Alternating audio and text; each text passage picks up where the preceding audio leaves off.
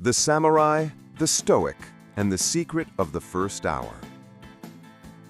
We're constantly told that to achieve peace of mind, we need to meditate for an hour or live like a monk on a remote mountain.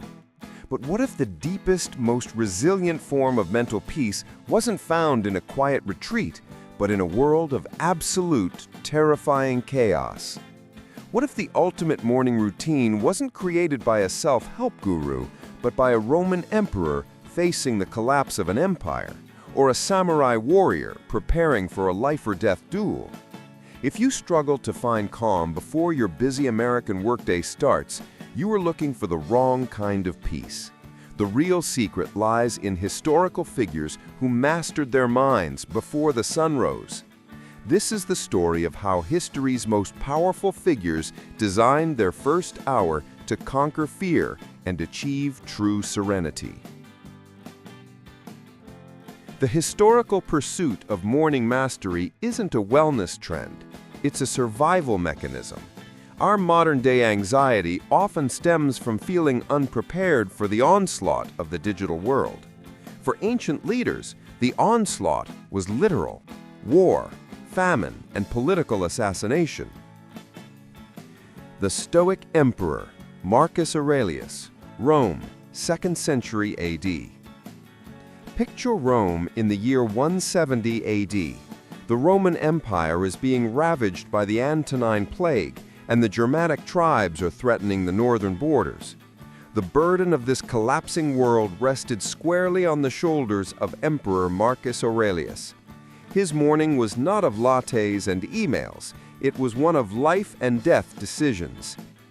His routine, captured in his meditations, was breathtakingly simple yet profound. His very first habit was not to physically move, but to mentally brace. He would dedicate his first few waking moments to premeditatio malorum, or the premeditation of evils. He would internally remind himself, "Today I shall meet with interference, ingratitude, insolence, disloyalty, ill will, and selfishness." This wasn't pessimism, it was mental armor. By acknowledging the worst possibilities, he eliminated the element of surprise. When a messenger arrived with news of a military disaster, his mind was already fortified. His peace came not from wishing for a calm day, but from accepting the day's potential storms. His entire morning habit was a mental rehearsal for inevitable adversity. The Way of the Warrior, Miyamoto Musashi, Japan, 17th century. Fast forward to 17th century Japan. Miyamoto Musashi, perhaps the greatest swordsman in history, lived a life defined by duels. A single mistake in his morning could lead to his death by noon. His philosophy, the way of the solitary walk, dokukodo, reveals a ruthless commitment to mental clarity. Musashi's morning was a ritual of absolute detachment. Before practicing his two-sword technique, his first hour involved purifying his focus. He made a vow not to regret anything he had done. This morning discipline eliminated the mental clutter of past failures or future anxieties. He would rise, purify his body, and then deliberately cultivate a mind that was neither light nor heavy. His sword practice was just a physical manifestation of his morning mental habit: pure presence. Musashi's peace wasn't relaxation. It was the unbreakable focus required for survival. The American philosopher, Benjamin Franklin, Philadelphia, 18th century. Even in early America, the pursuit of morning peace was central to success. Benjamin Franklin, inventor, diplomat, and foundational figure of the U.S., designed his morning not around survival, but on self-improvement and productivity. Franklin's first hour was rigid and purposeful, outlined in his famous schedule.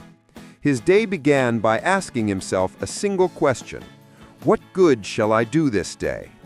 This was his primary morning habit. He then spent time reading and planning the day's tasks, scheduling blocks of uninterrupted time for deep work. Franklin's routine achieved peace not through detachment, but through clarity of purpose. By defining his daily contribution immediately, he removed the anxiety of aimlessness that plagues modern life. His disciplined morning gave him the peace of knowing he was living a productive, valuable life. The takeaway for today. We don't face plagues or duels, but we face decision fatigue and digital distraction. The lesson from the emperor, the samurai, and the American founder is clear. Your first hour sets the emotional trajectory for your day.